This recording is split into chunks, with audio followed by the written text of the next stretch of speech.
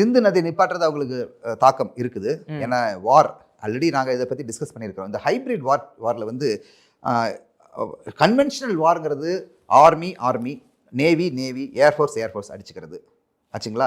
Unconventional வார்ங்கிறது வந்து இந்த மாதிரி டெரரிஸ்ட்டை வச்சு நம்ம ஆர்மியை டை டவுன் பண்ணுறது, தாக்குதல் போக்குவரத்து, அல்லது நம்மளே இன்னொரு கூலிப்படைகளை வச்சு அடிக்கிறது, நம்மளே வந்து உளவுத்துறைகளை, அதாவது நீங்கள் கூட பார்த்துருக்கலாம், அதாவது பெயர் தெரியாத அட்ரஸ் இல்லாதவங்க அடிச்சிட்டாங்க, பெயர் தெரியாதவங்க அடிச்சிட்டாங்க. இதெல்லாம் வந்து அன்கன்வென்ஷனல் வார்.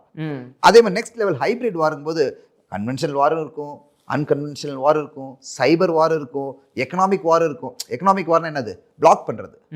இப்போ எடுத்துக்காட்டா பாகிஸ்தானுக்கு ரொம்ப முக்கியமாக தேவையாக இருக்கும், என்ன தேவையாக இருக்கும்? சுகர் தேவையாக இருக்கும். உடனே நம்ம என்ன செஞ்சோம்? பிளாக் பண்ணிவிடுவோம்.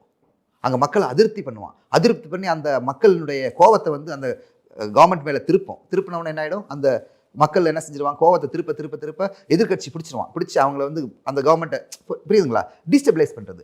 எக்கனாமிக் வார். அதே மாதிரி பாகிஸ்தான் மேலே எக்கனாமிக் வார் ரொம்ப நாள் அட்டாக் பண்ணிட்டு இருந்திருந்தான். ஏன்னா கள்ள நோட்டு அடிச்சு விட்டுக்கிட்டு இருந்தான். கள்ள நோட்டு அடிச்சு நம்ம நோட்டினுடைய வேல்யூவேஷன் டவுன் ஆகிடும்.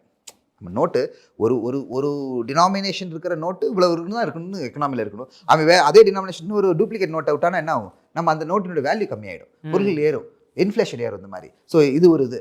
ஸோ இந்த மாதிரி ஒவ்வொரு மெத்தடும் அவன் பாகிஸ்தான் என்ற நாடு வந்து இந்த ஹைபிரிட் வாரை மிக சிறப்பாக கற்றுக்கிட்டு மிக சிறப்பாக பெரிய நாடாகக்கூடிய இந்தியாவை மேலே அட்டாக் பண்ணிட்டு இருக்காங்க. ஸோ இந்த மாதிரி நாங்கள் சண்டைக்கு ரெடி ஆகிட்டோம், சிந்தனை பண்ண நாங்கள் வந்து அட்டாக் பண்ணுவோம், அந்த நாங்கள் அணுகுண்டுகளை என்ன செஞ்சிடும்? வீசுவோம், 130 அணுகுண்டுகள் உங்கள் மேலே தாக்கத்தில் இருக்குது, இப்படிங்கிறதெல்லாம் அவனுடைய ஹைபிரிட் வார் ஸ்ட்ராட்டஜி தான்.